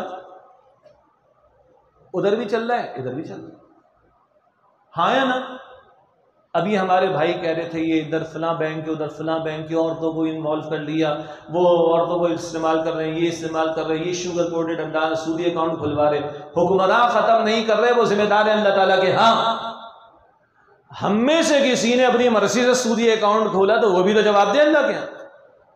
اور رسول اللہ علیہ السلام کی حدیث سے مبارک ہے مسلم شریف میں، لعنت فرمائی اللہ کے رسول علیہ السلام نے سود لینے والے پر، سود دینے والے پر، سود کا معاملہ لکھنے والے پر اور اس پر گواہ بننے والے پر، اور فرمایا کہ سارے کے سارے برابر کے شریک ہیں ضرور ہیں۔ مسلم شریف کی روایت۔ اور مسند احمد کی روایت ہے اللہ نے لعنت فرمائی سود لینے والے پر، دینے والے پر، لکھنے والے پر معاملہ اور اس پر گواہ بننے والے پر، فرمایا کہ سب بالکل برابر ہیں۔ تو بھائی ہم اپنی ذاتی سطح پر بھی اس کو دیکھ لیں۔ تو یہ تو استحکام پاکستان کے حوالے سے جو آج ہم غیر مستحکم ہیں، بیرونی خطرات بھی ہیں، اندرونی خطرات بھی ہیں، اور اس کی وجہ بھی ہے۔ کسی اور مسلم ملک نے دعویٰ کیا ہے کہ وہ اسلامی ہے؟ کسی اور مفہوم میں نہ لیجیے گا، اگلی بات ذرا کڑوی ہے۔ المملکۃ السعودیۃ العربیہ، نام سے کیا اظہار ہوتا ہے؟ ایک مملکت ہے سعود کی اور عربی بولنے والوں کی، ٹھیک ہے بس ٹھیک ہے، دعویٰ لکھا ہوا نہیں ہے اسلام کے اندر۔ باقی حرمین شریفین ہماری جان، طائف میں حضور کے قدم مبارک پہنچے ہماری جان صلی اللہ علیہ وسلم۔ انڈونیشیا والوں نے دعویٰ نہیں کیا، ملیشیا والوں نے دعویٰ نہیں کیا، یو اے ای والوں نے دعویٰ نہیں کیا، دعویٰ کس نے کیا؟ مسئلہ ہمارا ہے۔ اس نقطے کو بھی ذہن میں رکھ لیجیے گا، آگے ابھی اس کو ہم جوڑیں گے انشاءاللہ تعالی۔ تو بہرحال یہ تو ایک عمومی تصویر، پہلے ایک تمہیدی بات آ گئی، بنا ایک نظریے کی بنیاد پر، بچے گا تو نظریے کی بنیاد پر، نظریہ مضبوط کریں گے تو بچے گا، نظریہ چھوڑا ہے، کمزور پڑا ہے، 71 کا کوڑا برس چکا ہے، اور پھر تحریک در تحریکیں چل رہی ہیں اس ملک کو توڑنے کی۔ نظریہ مضبوط کریں گے ملک مضبوط ہوگا۔ اسرائیل کے پیچھے دھونس دھمکی بدماشی موجود رہے گی، اسرائیل قائم رہے گا۔ وہ دھونس دھمکی بدماش آشیرواد ہٹ جائے، اسرائیل قائم نہیں رہ سکتے، صرف بات۔ اور منظرنامہ حکمرانوں کا بھی آ گیا، منظرنامہ کچھ کچھ اشاروں کے ساتھ عوام کا بھی آ گیا۔ آگے لکھا ہوا ہے کیا؟ نفاذ دین اسلام۔ اس کو بھی سمجھنے کی ضرورت ہے کہ اسلام ہے کیا؟ کیا اسلام بس یہ ہے کہ مسلمان کے گھر میں پیدا ہو گئے اور کچھ باتیں کر لی پوری ختم؟ بھئی چندر پال گوپال کے گھر میں پیدا ہو گیا، عیسائی ہو گیا۔ وہ ہندو ہو گیا۔ مائیکل جارج کے گھر میں پیدا ہو گیا، وہ عیسائی ہو گیا۔ ہم سے کہ پوچھے کہاں جائیں گے، آپ کیا کہیں گے؟ بولے جہنم میں جائیں گے۔ ہم کس کے گھر میں پیدا ہو گئے؟ ہم کہاں جائیں گے؟ انشاءاللہ۔ اتنا ہی سادہ ہے۔ وہ چندر پال کا کیا قصور کہ وہ گوپال کے گھر میں پیدا ہو گیا، اور مائیکل کا کیا قصور ہے کہ وہ جارج کے گھر میں پیدا ہو گیا، اور آپ کا میرا جی اور ٹھیک، اور آپ کا میرا کیا کمال ہے کہ آپ اور میں ایک مسلمان کے گھر میں پیدا ہو گئے، تو کمال ہے؟ ہاں شکر کرے کہ مسلمان کے گھر میں، اس کی نفی نہیں ہے معاذ اللہ۔ لیکن امام غزالی نے بھی لکھا رحمۃ اللہ علیہ، سب سے پہلے آدمی توبہ کرے اپنے موروثی ایمان سے۔ ہاں کڑوی بات ہے، امام غزالی نے فرمائی ہے رحمۃ اللہ علیہ، مشکل لگ رہی ہے نا؟ کیا مطلب وراثتی ایمان؟ باپ مسلمان میں بھی مسلمان، اللہ کا شکر کافی نہیں ہے، کافی نہیں ہے بھائی۔ اسی لیے اقرار باللسان کے ساتھ تقاضا کیا ہے؟ تصدیق بالقلب، اور ماننے والوں سے ماننے کا تقاضا سورہ نساء کی آیت نمبر 136 میں، یا ایھا الذین آمنوا آمنوا باللہ ورسولہ، اے ایمان والو ایمان لاؤ اللہ پر اور اس کے رسول علیہ السلام پر۔ منافقین کا کیا جرم تھا؟ لم تؤمن قلوبہم، ان کے دل ایمان نہیں لائے۔ کچھ لوگوں نے نئے نئے اسلام قبول کیا، دعویٰ کیا، فرمایا ولما يدخل الایمان فی قلوبکم، ابھی ایمان تمہارے دلوں میں داخل نہیں ہوا ہے۔ تو میں لپ سروسنگ نہیں، یہ جمع خرچی کا ایمان نہیں، یہ دعووں کا ایمان نہیں، یہ دل کی تصدیق والا ایمان بھی ضروری ہے۔ تب وعاملوا الصالحات آتا ہے، آمنوا وعاملوا الصالحات، آمنوا وعاملوا الصالحات۔ تو بھائی جس اسلام کو آج ہم مارکیٹ میں دیکھ رہے ہیں نا، جو 2 رکعت کا اسلام ہے جمعے کی، کئی 10 دن کا اسلام ہے، کئی 12 دن کا اسلام ہے، کئی 30 دن کا اسلام ہے، کئی 40 دن کا اسلام ہے حج کا، اس کے بعد چھٹی نا، یہ سب اسلام میں ہے۔ نماز بھی، زکوٰۃ بھی، روزہ بھی، حج بھی، جی خوشی کے موقع پر نکاح کی تعلیم، اس کے لیے تعلیم، جی غمی کے موقع پر جنازہ میں وہ سب تعلیم ہے۔ یہ اسلام پورا نہیں ہے، کچھ تو اسلام کے ارکان ہیں نا، پلرز آف اسلام، نماز، زکوٰۃ، روزہ، حج، یہ اسلام کے ستون ہیں، پورا اسلام تو اس پر ابھی قائم کرتا ہے۔ اس اسلام کے بارے میں قرآن پاک میں اللہ تعالیٰ نے اعلان فرما دیا، الیوم اکملت لکم دینکم، آج کے دن میں نے تمہارے لیے تمہارے دین کو مکمل فرما دیا۔ اس کے بارے میں اللہ تعالیٰ فرماتا ہے ادخلوا فی السلم کافہ، اسلام میں پورے کے پورے داخل ہو جاؤ۔ وہ پورے کا پورا اسلام کیا ہے؟ میرے اور آپ کے عقائد اور ایمانیات کے معاملات بھی، میری اور آپ کے عبادات کے معاملات اور امور بھی، میرے اور آپ کے خوشی غمی کے مواقع کے لیے رہنمائی کے معاملات بھی، میری آپ کی گھریلو زندگی بھی، میرے اور آپ کا کاروبار بھی، میرے اور آپ کی معاشرت بھی، میری اور آپ کی معیشت بھی، میری اور آپ کی عدالت بھی، میری اور آپ کی سیاست بھی، میری اور آپ کی ریاست بھی، یہ پورا فولڈ ہے۔ سادہ سا سوال ہے، اللہ ہمارا معبود ہے کتنے گھنٹے؟ ہاں جی، جمعے کے 2 گھنٹے، ہاں 5 وقت کی نماز کے 2 گھنٹے نا، سب کہیں گے نا کتنے گھنٹے؟ 24 گھنٹے۔ تو آرمی چیف کا معبود بھی کون ہے؟ اللہ، ادھر بھی عبادت ہونی چاہیے۔ صدر مملکت کا معبود کون ہے؟ اللہ، تو ادھر بھی عبادت ہونی چاہیے۔ وزیر اعظم کا معبود کون ہے؟ اللہ، وہاں بھی عبادت ہونی چاہیے۔ پارلیمنٹ کے سینکڑوں ممبران کا معبود کون ہے؟ اللہ، تو وہاں بھی اللہ کی عبادت ہونی چاہیے۔ عدالت کے جج کا معبود کون ہے؟ اللہ، تو وہاں بھی اللہ کی عبادت ہونی چاہیے۔ دکان پر بیٹھے تاجر کا معبود کون ہے؟ اللہ، تو وہاں بھی اللہ کی، سیدھی سی بات۔ یہ باتیں کو دین سے باہر تھوڑے، اور دین مکمل کرنے کا مطلب ان سب معاملات میں رہنمائی، اور پورے کے پورے اسلام میں آنے کا مطلب ان سب پر عمل درآمد۔ اسی لیے اقبال کی نگاہ یہاں تک گئی، اقبال نے قائد اعظم و خطوط لکھا، واپس بلایا تھا، تفصیل اس میں زیادہ ہو جائے گی۔ اقبال نے لکھا کہ جہاں تک میں نے دنیا کے مسائل پر غور و فکر کیا، ان مسائل کا حل اسلامی شریعت کے سوا کہیں نہیں، لیکن how can we implement the شریعہ آف اللہ unless we have our own separate home land?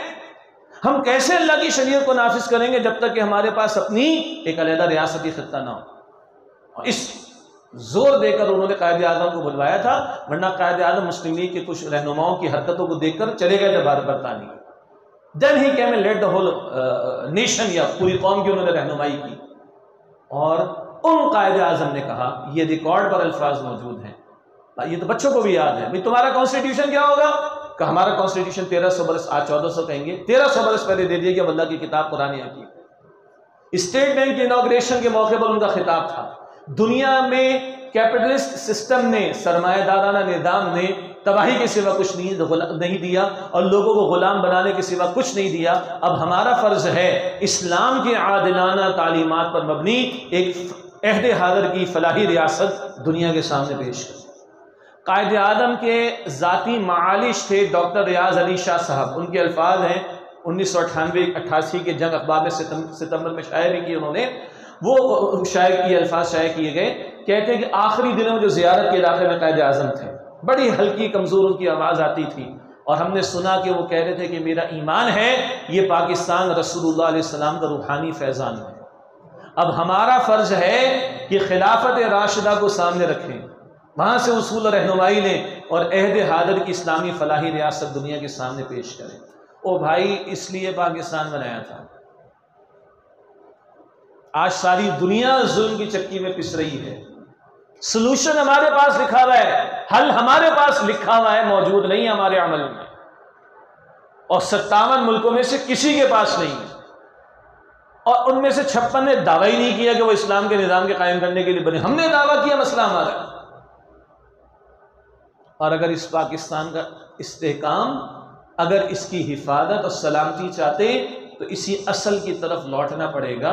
75 برس ہم نے بہت کچھ کر لیا، کبھی رشیا اور ماسکو کے سامنے جھکتے رہے، کبھی امریکہ کے جوتے چاٹتے رہے، نہ ہی خدا ملا نہ ہی وصال صنم، نہ ادھر کے رہے نہ ادھر کے رہے، نہ گھر کے رہے نہ گھاٹ کے رہے، وہ ایک سجدہ جسے تو گراں سمجھتا ہے 1000 سجدوں سے دیتا ہے آدمی کو نجات۔ میں تھوڑا وقت لے لوں آپ کا، 15 منٹ مجھے آپ اور دے دیجئے، پھر پتہ نہیں کب ملاقات ہو۔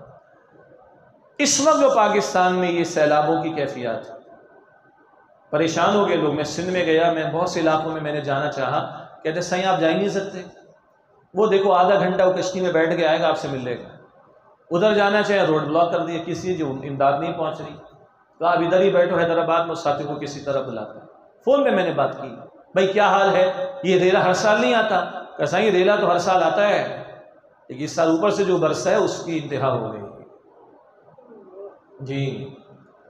اور بڑی امدادی کارروائیاں کرنے والی جماعتوں کے حضرات بتا رہے ہیں کہ فرنٹ لائن پہ جو ہمارے فوجی بھائی محنتیں کر رہے، ان کو بھی سمجھ نہیں آ رہی، پریشان ہیں، یہ بہت بڑی تباہی مچی ہے، بہت بڑے پیمانے پر۔ اس میں بہرحال جو خدمت خلق کا کام ہے ہمیں کرنا ہے، وہ ہماری دینی اخلاقی ذمہ داری ہے۔ ہم بھی تنظیم اسلامی کے پلیٹ فارم سے ہمارے نظم کے مطابق کر رہے ہیں، آپ کا جہاں اعتماد اعتبار کریں، یہ حصہ ہمیں ڈالنا ہی ہمارا امتحان۔ اگر کوئی گھر سے بے گھر ہو گیا، اس کو دھوپ ستا رہی، پانی پینے کو نہیں مل رہا، گندا پانی پی رہے ہیں وہ، تو اگر آپ کو مجھے پیٹ بھرا ہوا رکھا ہے اللہ تعالیٰ نے، تو ان نعمتوں کا شکرانہ ہے کہ نعمتوں ان بھائیوں اور بہنوں کو بھی شریک کرے، یہ کرنے کا کام ہے۔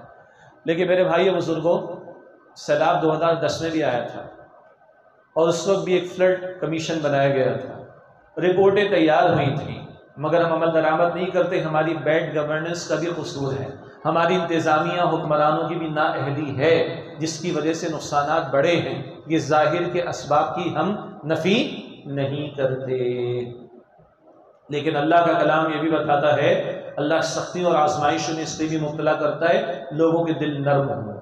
قرآن پاک میں سورہ روم کی آیت نمبر 41 ہے، ظہر الفساد فی البر والبحر بما کسبت ایدی الناس لیذیقہم بعض الذی عملوا لعلہم یرجعون۔ خشکی تری میں فساد مچ گیا لوگوں کے کرتوتوں کی وجہ سے، تاکہ اللہ ان کے کچھ اعمال کی سزا انہیں چکھائے، تاکہ وہ لوٹیں اللہ سبحانہ وتعالیٰ کی طرف۔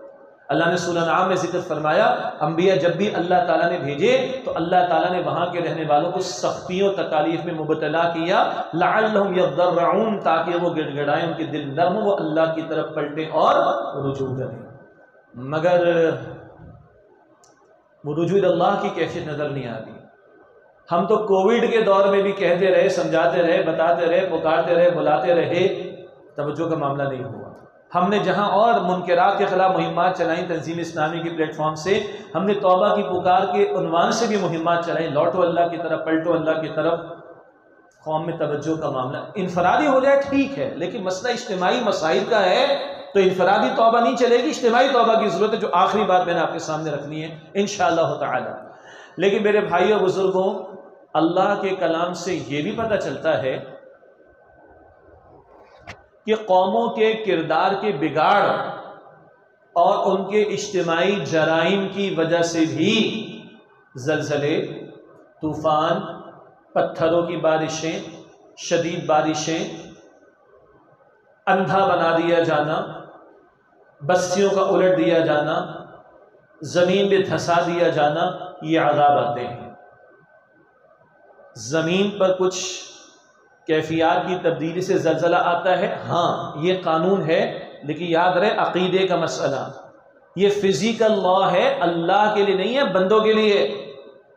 اللہ ان فزیکل لاس یا مادی قوانین کا پابند نہیں ہے، گو کہ اللہ نے قوانین بنائے ہیں مگر اللہ ان قوانین کا پابند نہیں، تو بارشیں ہوتی ہیں، سیلاب آ جاتے ہیں، زلزلے آ جاتے ہیں، لیکن جہاں کچھ فزیکل کازز ہوتی ہیں وہیں میٹا فزیکل کازز بھی ہوتی ہیں، جہاں کچھ مادی قوانین ہیں وہیں کچھ اخلاقی قوانین بھی ہیں۔ جہاں زلزلے، طوفان، بارشیں مادی قوانین کے تحت آتی ہیں، اللہ کی کتاب بتاتی ہے کہ اس طرح کی کیفیات عذاب کے طور پر بھی آتی ہیں۔ شرک کرنے والی قومیں، نوح علیہ السلام جو قوم مشرک قوم تھی، نبی کی دعوت کا رد بھی کیا، ایمان والے جو غریب تھے ان کا مذاق بھی انہوں نے اڑایا، بڑا جرم ان کا شرک تھا۔ اللہ نے آسمان سے پانی برسایا، وفارت النور، زمین سے پانی ابل پڑا، کشتی میں چند افراد کو، ایمان والوں کو بچایا گیا، ساری قوم غرق کر دی گئی۔ یہ طوفان آیا ہے شرک کی وجہ سے۔ شعیب علیہ السلام کی قوم ہے، ناپ تول کی کمی کا جرم تھا نا، ہمارا تو بائیں ہاتھ کا کھیل ہے معاشرے میں، بائیں ہاتھ کا کھیل، کیسے کیسے الفاظ، چونا لگانا، پتہ نہیں یہاں چلتا ہے کہ نہیں چلتا ہے، چلتا ہے دیکھیں، حالانکہ مجھے پنجابی نہیں آتی زیادہ، لیکن یہ کراچی میں بھی چلتا ہے، اپنے بھی چلتا ہے۔ اس کا مطلب یہ ہمارا قومی مزاج، مطلب مسکراہٹ تو آپ کے چہروں پر آ گئی، اللہ آپ کے چہروں کو مسکراتا رکھے، لیکن دل سے پوچھ کے بتائیں، یہ قومی جرم، یہ مسکرانے کا موقع ہے ہمارا؟ تو یہ چونا لگانا، بیوقوف بنانا، ناپ تول میں کمی کرنا ہے، چھیچڑے ڈال کر اچھے گوشت کو ادھر رکھ کے اچھے گوشت کے پیسے لینا، 2 نمبر کا 1 نمبر بتا کر بیچنا۔ وہ جو بٹے ہوتے ہیں ریڑھی والے کے پاس، وہ بٹے جہاں بنانے والا ہے وہ کہتے ہیں 1000 گرام کا 1 کلو کا بٹا ہے، تو بتا کتنا وزن ڈالوں اس میں، لکھوں گا 1000، کتنا ڈالوں، تجھے کتنی ایمانداری کرنی، 800 ڈالوں، 900 ڈالوں، 750 ڈالوں، لکھوں گا 1000 گرام۔ انا للہ و انا الیہ راجعون۔ استغفر اللہ۔ شعیب علیہ السلام کی قوم ناپ تول میں کمی کی، قرآن کریم کہتے ہیں صیحہ، زوردار چیخ کا عذاب مسلط ہوا، قرآن کریم کہتا ہے رجفہ، زلزلہ ان پر آیا، قرآن کریم کہتا ہے کہ ان پر شعلے برسائے گئے، 3 قسم کے عذابوں کا ذکر قرآن پاک میں آیا۔ لوط علیہ السلام کی قوم ہم جنس پرستی کے گندے جرم میں مبتلا تھی، جو آج دنیا کی بیہودہ قومیں تو کر رہی ہیں، اور اس ملک میں پاس کیا گیا قانون ٹرانسجینڈر والے ایکٹ 2018 اس کے ذیل میں بات کر چکا ہوں کہ ہم جنس پرستی کا راستہ کھولا جا رہا ہے، معاذ اللہ ثم معاذ اللہ۔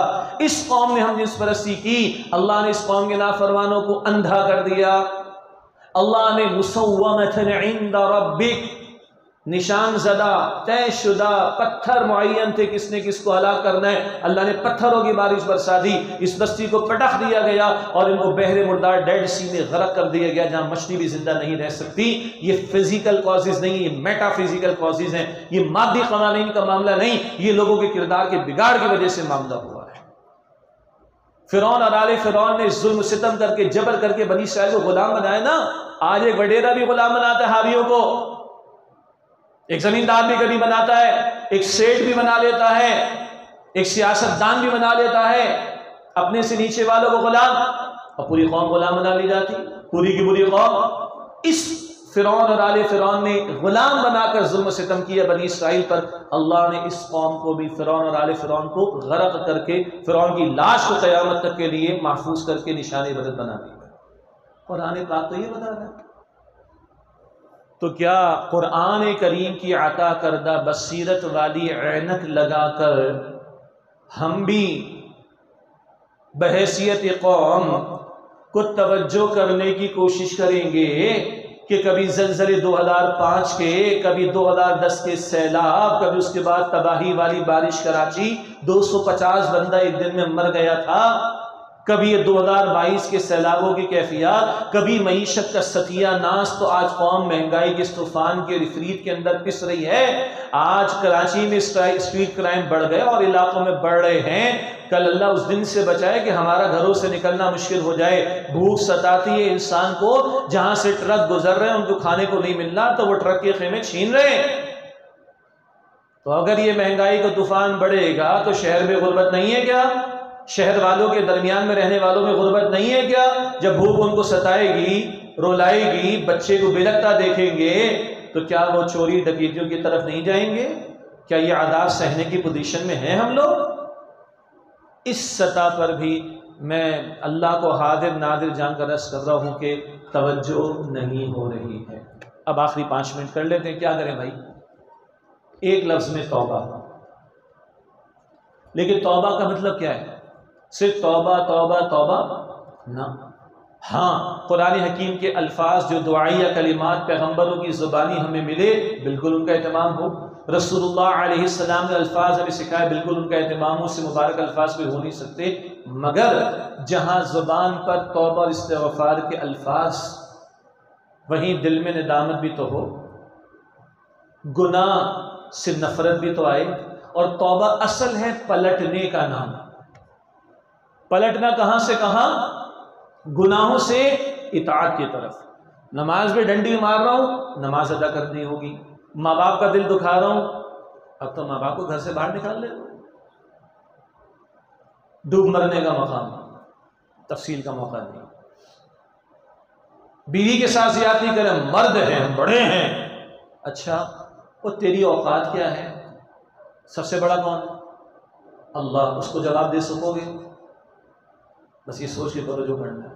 بیویاں شوہروں کی نافرمانیاں کر رہی ہیں، ظلم ہے۔ پڑوسی کا حق مارا جا رہا ہے، رشتہ دار کا حق مارا جا رہا ہے۔ بیٹیوں اور بہنوں کو وراثت میں حصہ دیتے ہیں، ہے نا؟ دم پر پیر رکھنے والی بات نہیں دیتے، ظلم۔ قرض لے کے بھاگے ہوئے، مارا ہوا ہے، زمین دبائی ہوئی ہے، یہ گناہ ہے بھائی۔ ان کو چھوڑ کر اطاعت کی طرف آنا پڑے گا۔ اور بندوں کے ساتھ زیادتی کی تو معافی مانگنی پڑے گی، مال یا جائیداد ہڑپ کی تو لوٹانا پڑے گا، ٹھیک؟ لیکن میرے بھائیوں، یہ زلزلے طوفان اور یہ سارے کچھ معاملات انفرادی نہیں، اجتماعی مسائل ہیں، تو انفرادی توبہ نہیں چلے گی، اجتماعی توبہ کرنی پڑے گی۔ اور اس قوم کا اجتماعی جرم کیا ہے؟ جس نام پر ملک لیا تھا اس نام کی لاج نہیں رکھی، جس اسلام کا دعویٰ کیا تھا اس کا ثبوت پیش نہیں، جس شریعت کے نفاذ کے لیے کھڑے ہوئے تھے دعوے لے کر، وہ نافذ نہیں۔ نافذ کیا کرتے؟ روڑے اٹکا رہے، سینہ تان کا سود کی جنگ جاری رکھے اللہ سے، بے حیائی کا طوفانہ پھیلا رہے، شریعت کی خلاف ورزی پر مبنی قانون سازی ہم کرتے ہوئے دیکھ رہے ہیں اجتماعی سطح پر۔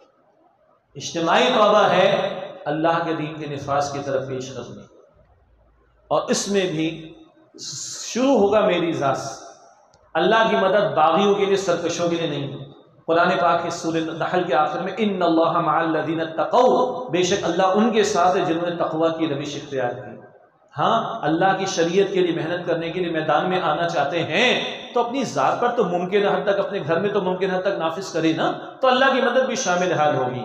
اور پھر منظم آواز اٹھانی ہوگی۔ ہاں، ہمارے مختلف مکاتب فکر ہیں، ان کے علمی اختلافات ہیں، وہ اپنے اپنے مدارس میں رکھیں، علماء کی محفلوں میں رکھیں، بھائی عوام کے سامنے مشترکہ بات رکھ دینا۔ بڑا اچھا سوال ہوا مفتی صاحب، میں تو نہیں ہوں لیکن مفتی تقی عثمانی صاحب سے، کس کی مانے؟ یہ بھی ہے، یہ بھی ہے، یہ بھی ہے۔ کہا بیٹا جو سب کہتے ہیں وہ تو مان لو۔ اور سچی بات عرض کروں، ہمارے مشترکات زیادہ ہیں میرے بھائی۔ وہ مولوی صاحب ہاتھ اوپر ہو گیا، ہاتھ نیچے ہو گیا۔ میں نے کہا کس نے عشاء کی 5 رکعتیں پڑھی کسی نے؟ سب نے 4 پڑھی۔ کس سے 2 رکوع کیے ایک رکعت میں، کس سے 3 سجدے کیے ایک رکعت میں، کس سے کہا نہیں میں پہلے میں رکوع کروں گا پھر میں قیام کروں گا۔ اور اتنے سارے مشترکات ہیں، لے کے چلو ان کو۔ کسی مکتب فکر کے عالم نے کہا کہ جھوٹ بولو، ہم خود بولتے ہیں۔ کسی نے کہا کہ سود خوری کرو، ہم خود کرتے ہیں اگر کوئی کر رہا ہے۔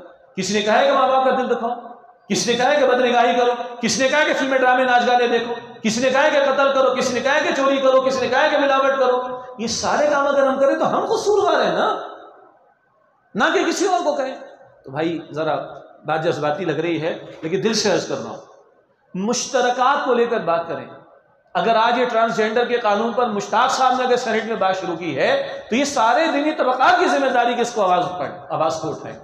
اگر وفاقی شرعی عدالت میں کیس لڑا ہے تنظیم اسلامی، جماعت اسلامی کے وکلا اور حضرات نے، تو سارے دینی طبقات کی ذمہ داری بنتی کہ اس پر عمل درآمد کرانے کے لیے سارے ایک آواز بلند کریں، تب بات بنے گی.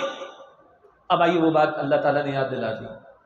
اسمبلی میں تو دینی جماعتوں کی سیٹ نہ ہونے کے برابر، مگر وہ گھریلو تشدد کو روکنے والا بل پاس ہوا نہیں ہوا. دینی طبقات کی طرف سے شور اٹھا. اچھا، سندھ اسمبلی کا میں نے آپ کو ذکر کیا، دینی جماعتوں کی سیٹیں نہ ہونے کے برابر، مگر دینی طبقات کی طرف سے بات پرزور انداز سے اٹھی، بل پاس نہیں ہوگا.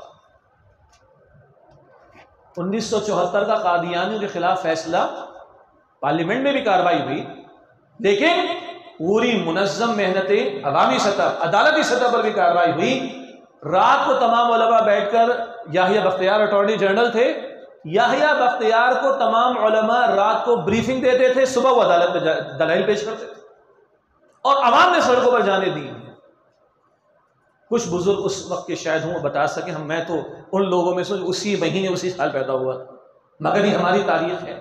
یعنی خالص شرعی معاملے پر جس میں اختلاف کسی کا نہ ہو، اگر کوئی آواز اٹھے گی تو یہ قوم بانجھ نہیں ہے، یہ قوم جانے دے گی، یہ قوم کھڑی ہوگی انشاءاللہ.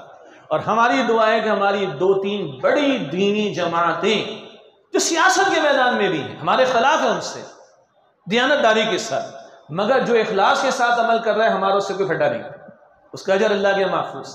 ہم ان سے بھی گزارش کرنا چاہتے ہیں، ہم علماء کرام سے بھی گزارش کرنا چاہتے ہیں، ایک عوامی سطح پر پرزور آواز بلند کرے.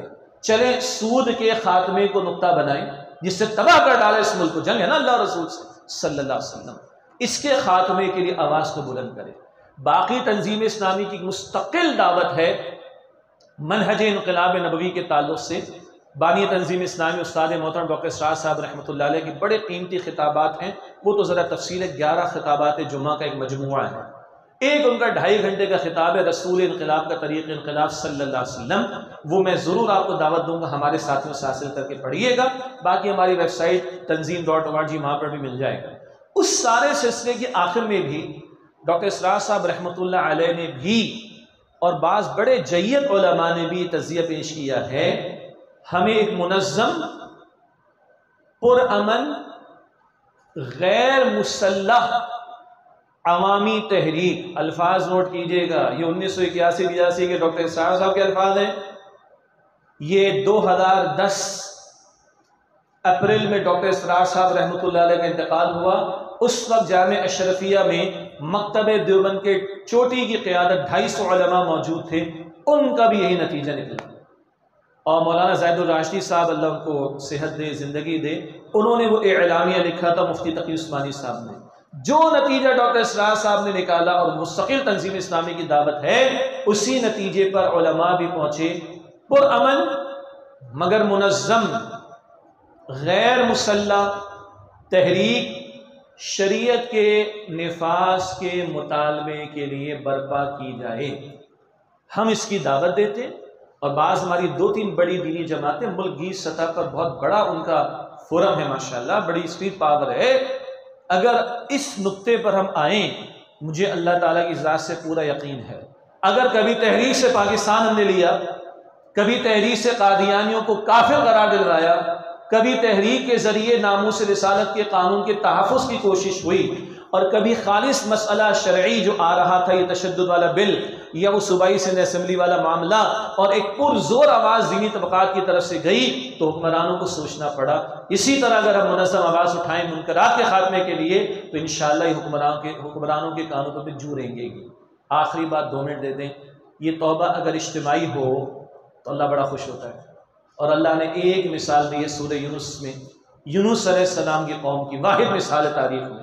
باقی قومیں مٹائی گئی، اس قوم پر عذاب کے اثرات آئے، آثار شروع ہوئے تو دل دہل گئے، اور قوم اپنے گھر والوں کو لے کر میدان میں آ گئی، اور بوڑھوں کو، عورتوں کو، بچوں کو، جانوروں کو لے کر جھک گئے اللہ کے سامنے. آئے ہوئے عذاب کو اللہ تعالیٰ نے ٹال دیا. نہ کہیں جہاں میں امان ملی، جو امان ملی تو کہاں ملی.